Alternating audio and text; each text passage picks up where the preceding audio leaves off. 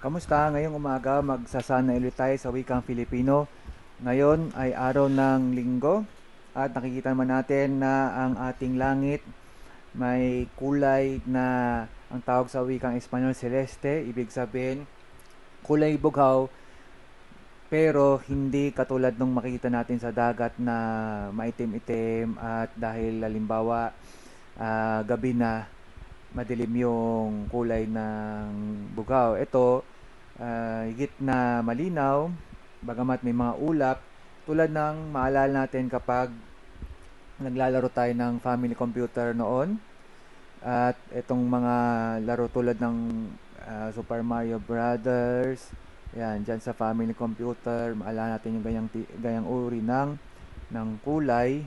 At saka, kung nalaro nyo na rin yung Dragon Quest, bagamat nung panahon natin noon, hindi naman tayo nakalaro naman nung Dragon Quest kasi ang mga manlalaran yon karamihan sa bansang Hapon. Kahit sa Amerika, hindi ganoong karami ang mga naglaro ng Dragon Quest. Bagamat pagkalipas ng ilang mga taon at na kilala yung ilang mga gumagawa ng mga laro mula sa bansang Hapon tulad ng Square Enix, ngayon Square Enix, mula sa mga kilala nating laro na ginawa nila, ano, yung mga Final Fantasy, Chrono Trigger, unti-unti may mga tao na rin na sinubukang maghanap kung ano pa yung mga laro sa Hapon na hindi na padala sa Amerika kasi maring hindi yun yung uri ng laro na tinatangkilik ng mga tao nung panahon ngayon. Kaya lang katulad ko, halimbawa, mahilig ako sa mga laro na katulad nung nalalaro natin dito, Street Fighter, at saka itong mga Super Mario Brothers, ganyan, Chrono Trigger.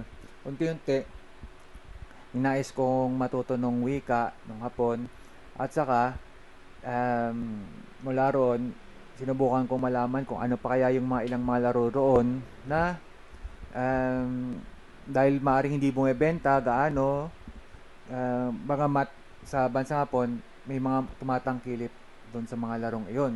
Yung sinabi kong hindi gaano bumebenta, yun yung hindi bumebenta sa ibang bansa.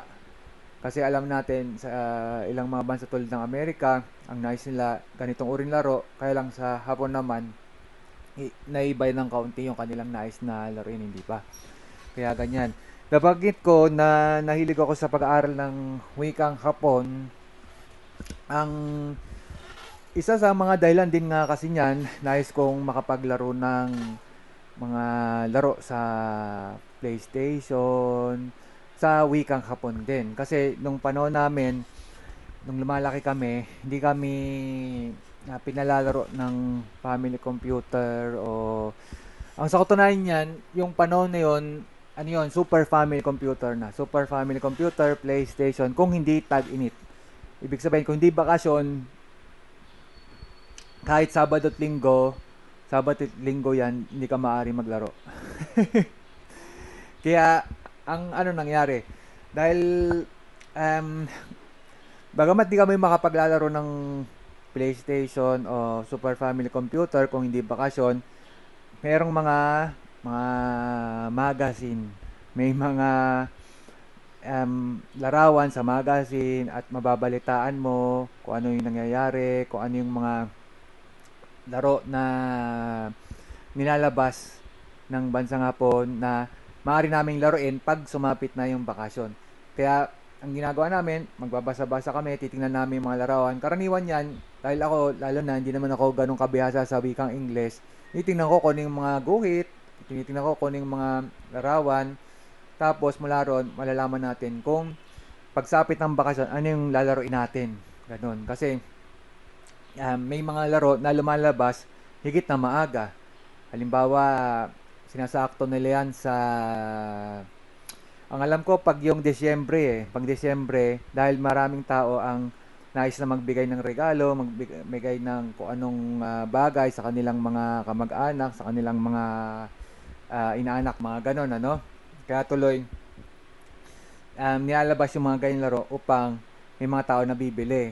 Kaya lang nung mga panahon yon, kahit Disyembre, hindi kami pinalalaro ng ganyan, PlayStation, Super Family Computer. Pagsapit lamang ng tag-init. Kaya maaari namin gawin, magbasa-basa, tingin-tingin dyan sa mga magazine at alamin kung ano yung mga nangyayari, ano yung mga balita na maaari na malaman upang alam namin kung anong lalaro namin pagdating ng bakasyon sa tag-init. Halimbawa, itong mula sa ngayong Square Enix na kumpanya, ano yung mga nilalabas nilang mga Final Fantasy, ganyan. Tapos yan, tingnan namin kung ano yung sinasabi ng mga nakapaglaro na yun. At malaman namin, ganitong uri para ng laro yun. Kaya pag sapit ang bakasyon, kung nais namin laruin yung itong uri na laro to, bibili kami at yun yung lalaroin namin. Gayun pa man, bukod pa dun sa mga magazine, may mga kaklase rin naman kami na maaaring makapaglaro kahit na hindi bakasyon. Kaya mula roon, makakakalap ka pa ng mga balita. Halimbawa, itong Final Fantasy 8, ayon dito sa mga magazine, hindi daw kasing ayos ng katulad ng Final Fantasy 7. Anong masabi mo ron? Ganun, tatanungin ko, malaman ko, oo nga, kaya pala hindi kasing ayos tong laro na to kasi yung bahagi ng kanyang kwento, bahagi ng kanyang story, ganyan, hindi kasing ayos kasi ang pagkaunawa ko panay yung may kinalaman sa pag-ibig at may kinalaman dito sa mga kakornihan, ganun yung dating. Kaya tuloy hindi nila gaanong naibigan bagamat nilaro nila, di ba? At mula roon, ako hindi ko nilalaruin.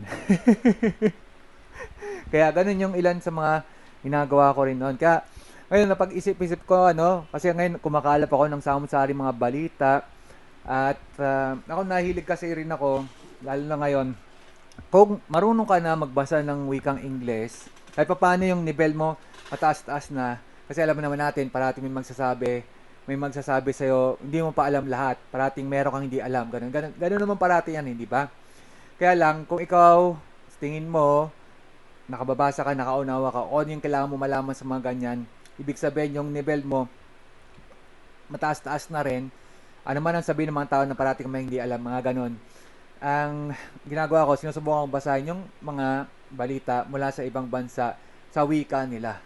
Halimbawa, wikang Hapon, wikang Espanyol. At mula roon, sinasanay ko yung sarili ko upang makapagsalta at makapagsulat din ng ganoong wika. At mula roon, nakikita ko kung ano yung kanilang pananaw sa mga bagay-bagay. Di ba? Kaya yung mga nangyari sa industriya ng mga laro, mga video games, unti-unti nakikita ko kung ano ba yung dahilan din. Bakit kaya maraming bumabagsak na mga kumpanya, yung gumagawa ng game, di ba? Maraming balita niya, sunod-sunod yan. Nitong mga nakaraang buwan, nakaraang taon, ang dami yung mga hindi kumikita. Kaya ako inaalam ko kung bakit kaya. Kasi nais ko kung bago ako nalaro, kikita rin ako, hindi ba? Kasi maglalaan ka na napakaraming panahon mo niyan. Hindi naman yan yung basta-basta ka lang gagawa na kung ano tapos bibenta mo. Hindi naman yan yung bagay na basta gumawa ka, ginawa mo yon, kikita ka agad eh. Kaya kailangan natin malaman kung ano yung mga ginagawa ng mga ito. Bakit sila bumabagsak? Bagaman pag tinignan mo yung laro nila, mukhang marami silang ginasta talaga rito sa laro na to. Kaya lang hindi ganun karami bumibili. Ano pa, paano ka mananalo sa ganitong laro? Diba? Yan yung mga ilan sa inaalam ko rin. Kasi, kung maglalaan ka ng isang katerbang panahon upang malaman yung ganitong bagay, kung marami kang oras, marami kang pera, maaari mong gawin, ayos. Kaya lang, katulad ko, hindi naman ako ganun karaming, hindi naman ako yung tao na maraming oras, maraming panahon, at maraming pera upang bumili ng isang katerbang mga graphic card o ano na matataas ang spec at maglaro ng mga ganitong laro upang malaman lang na ano lang pala yung paraan upang manalo dyan, di ba? Kaya ako, sa left, nabasa ko ano yung mga ginagawa nito mga nakapaglaro niyan at kung paano sila nananalo, ganoon. Ngayon, kung naunawaan mo yung ganyang pamaraan, maaari nating gamitin din yan doon sa ilan pa na nangyayari sa ating buhay, di ba? Bakit? Halimbawa, may mga tao na umuusbong, umangat yung buhay. Bakit yung iba mabagal? Diba? Sa ganun din paraan, malaman natin kung ano yung maaari natin gawin, di ba? Katulad nung nabanggit ko kahapon, bakit ako nagbabasa nitong mga balita? Kasi isa rin, nais kong lumaki yung kita ko, hindi ba? Kasi alam natin sa IT, sa computer, ang totoo niyan, hindi naman talaga malaki ang kita diyan eh. Bagamat maraming tao ang nag-akala na ganyan. Bakit? Kasi nabalitaan nila yung mga ilang mga tao na biglang yumaman, lalo na sa Amerika, yung gumagawa ng mga startup, gumagawa ng mga panibagong mga negosyo, tapos yumayaman. Ang sa katunayan niyan, ang yaman na binabanggit diyan, kung susuriin mo at kung uunawain mo, sa paraan yan ng pagbuo ng maliit na kumpanya, tapos unti-unti dahil rumarami yung mga gumagamit niyan, at ang sa katunayan, naubusan din kayo ng pera. Kasi sa dami na gumagamit ng service yun nyo, wala na kayong computer upang asikasuhin lahat sila. No? Kasi halimbawa, ang tawag dyan yung mga server. Bawat isang mga user gumagawa ng account. Isang katerbang account na yung ginagawa ng mga user mo, wala ka ng espasyo, wala ka ng lugar doon sa memory ng computer mo. Kailangan ka bumili ng bumili. Kaya bibili ka ng bibili, uubusan ka na ng pera. Ganoon. Ngayon, ang gagawin nila, kausapin nila yung mga nagbebenta ng mga computer, yung mga tawag niya virtual capitalist, kasi yan yung mga naglaan ng pera doon sa gumagawa ng computer. Ngayon, kakausapin mga venture capitalist, sasabihin mo, ito yung ginagawa namin, ganito na karami, mga 1,000,000 na yung mga user namin, ano? Matulungan ba kami, ganoon. Pag nakita nila, oo nga, wasto yung sinasabi mo, may 1,000,000 user na kayo, tapos ganyan na karami ng computer, ang nabili ng user mo, at kayo naman, kailangan nyo pa ng maraming computer, bigyan namin kayong pera. Kaya ganun yung paraan yan upang merong mga naglalaan na pera doon sa mga startup. At sinasabi nila na yumaman yung may-ari ng kumpanya, startup, ganun. Ganun yung paraan nung paglalaan ng pera, yung mga investment, ganun. At dahil itong mga nagtaguyod, yung nagsimula nung ganyang business, nung negosyo, sila yung nagsimula niyan, meron sila nung porsyento doon sa tinatawag na stock. Kasi dyan yung paraan upang yung mga venture capitalists maglala ng pera. Kasi kung binigyan ka lang ng pera niyan, tapos ano na mangyari? Ano yung balik sa kanila, hindi ba? Paano mo sila babayaran, hindi ba? Binigyan ka lang ng pera, o paano malaman kung meron kami matatanggap mula doon sa binigay namin sa iyo, hindi ba? Kaya gumawa sila ng paraan, tawag dyan mga stock. Bibigay ka ng pera, bibigyan mo kami ng stock doon sa kumpanya. Ayun yung stock na yan, ibig sabihin yan, kung 100 ang stock na meron, binigyan ka ng pera na nagkakalaga ng 50% ng stock na yon, 50 yun sa kanila. Ibig sabihin yon, kung gumawa pa kayo ng maraming mga ano tawag dito, produkto, serbisyo, tapos kung sino yung maaring gumawa nung pagpapasya, kung ano yung sunod na gagawin, nakabata yan doon sa porsyento nung pag-aari ng stock. Kaya ibig sabihin, kung 50 yung sa kanya, at 30 lang yung sa'yo, yung 20 doon sa iba pa, sila yung may pinakamaraming stock na hawak. Kaya sila yung maaaring magpasya. Kaya unti-unti, ang mangyayari niyan, kung ano na yung sinasabi nila, yun na yung susundin ng mga hindi ganong karami yung hawak na stock. Ganoon yun. Kaya ibig sabihin, ang binibili nila yung kaya magpasya, kung anong direksyon, kung saan tutungo yung startup na ginawa nyo.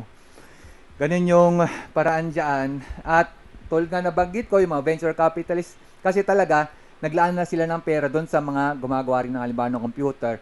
Kaya bumabalik din sa kanila yung pera mula roon. Kasi yung bawat computer na nabebenta nyo, dahil doon sa servisyo nyo, kasi may user count kayo, alam nyo kung gaano karami yung bumibili ng computer, may bumabalik sa kanilang pera kasi may ari sila, may stock din sila nung gumagawa ng computer. Ganoon. Kaya kung isipin natin, di ba panay pagpapasya lang lahat ng ginagawa ng mga yan? Paano yung pera? Paano sila binabalik na ng pera? Kasi ang totoo niyan, maaari mong ibenta yung stock mo. maaari mo ibenta yung kakayahan mo upang gumawa ng desisyon. Ngayon, kung 50 yung hawak mo, 50%, ibenta mo yan, 20, kung sino bibili, yung halaga ng 20%, kung sino man yung nais bumili niyan, kung magkano yung halaga na nais niya, sabihin niya, tapos ikaw kung ayos ibebenta mo, saka makakuha ng pera. Ganon yun. Kaya yung ilang mga gumagawa ng startup, alam din yun, kaya hindi nila basta-basta lang ibibigay yung kakayahan upang gumawa ng pagkapasya tulad ng 50%, at ang gagawin nila, sila pa rin yung pinaka may hawak nung bilang nung porsyento ng stock. Ganun. Kasi nice nila, sila yung gumagawa ng pagpapasya. Sila yung gumagawa ng desisyon. Kaya kung halimbawa, unti-unti, napansin mo na ayos na sa'yo na ibenta yung ilang porsyento ng stock mo kasi sa total, ikaw pa rin yung pinakamarami, ibenta mo isa, dalawa, di ba? Porsyento ng stock mo, ikaw pa rin yung pinakamaraming may hawak ng stock, maaari ka doon kumita sa ganoong paraan. Kasi, halimbawa, nakita ng ilang mga tao na ayos tong serbisyo niya, nais kong maging bahagi ng kumpanya nyo upang ako rin gagawa ng mga pagpapasya. Kasi, may mga bagay tulad ng ano ang ating tututukan, itong sa graphics o itong sa bahagi ng ang sa katunayan ngayon pinaghalo na nila yung bahagi ng memory ng computer, sabihin nating storage, kung gaano karami malalagay mo diyan sa computer mo, o itong nagbibilang, gumagawa ng mga graphics. Kaya may mga gayang pagpapasya na kung wala kang stock, wala kang masabi, di ba? Hindi ganun kalakas yung kaya mo magsabi na ito yung gawin natin.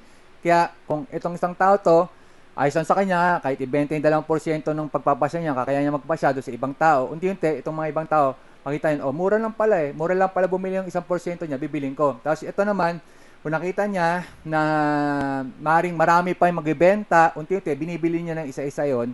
Tapos, maring siya na yung pinaka may hawak, may nakamaraming hawak na stock, ganoon. Marami pang mga paraan yan kasi alam din nung alimbawa sa ibang bansa tulad ng Hapon, kapag yung pinakamaraming may hawak na ng stock niyan, ibang taga-ibang bansa na, karaniwan yan, mapupunta sa isang sitwasyon na hindi ka nais-nais yung kumpanya kasi paminsan, may tinatawag dyan yung hostile takeover. O ano ba yung sabihin yun?